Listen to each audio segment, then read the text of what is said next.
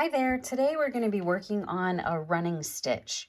So a running stitch is very similar to the basting stitch. However, a running stitch is a structural stitch. It's something permanent that we want to hold together a seam permanently, not just temporarily. So I've kind of created a sample here for you that we're going to work with. The stitches per inch, the SPI for a running stitch is 8 to 10.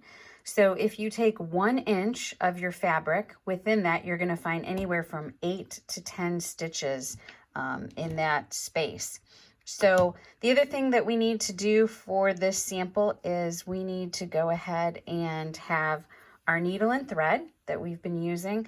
Only this time we're going to make a knot at one end of it so that the stitch stays and does not fall out at the end. And we're also going to be creating a knot when we finish at the other end. So to do this stitch, it's very simple. The same thing as with the basting stitch. I'm going to start by coming up from underneath. Again, for the purposes of this demo, I created a straight line here with a lot of little marks to show you exactly how many stitches would be within that, but you are not required to create the straight line or the marks on your sample, just doing it for the demo.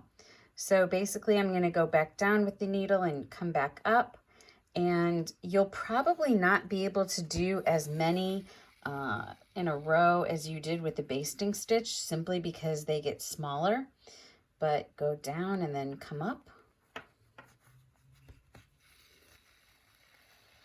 And again, the good news about this is that if you look over on the back, you have the knot there that is holding your stitch in place. But now you also need to be careful that you do not pull very hard when you're creating this stitch to cause the fabric to pucker or gather up. So basically, I'm just going to keep going along in that stitch until I get to the end. Okay, once I'm at the end, you can see that my stitches are all pretty even and straight. If you want to see what it looks like, you can flip it over to the back, and they also look pretty even and straight. At this point, I'm going to want to put a knot at the other end, my finished end. So I'm just going to go ahead and send my needle back into the fabric one last time.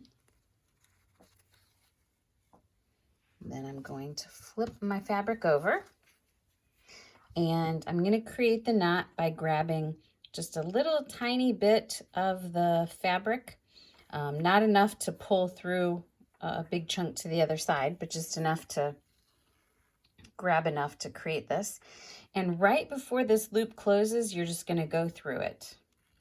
And then I'll do that one more time. This time I'm just going to grab some of that thread that I was just using. And right before the loop closes, you go through your needle one more time. And now I have a nice knot at either end of my sample. I'll cut off the extra. There's the back of it. Here's the front. Once you guys have finished with your running stitch sample, you can go ahead and attach that to your packet.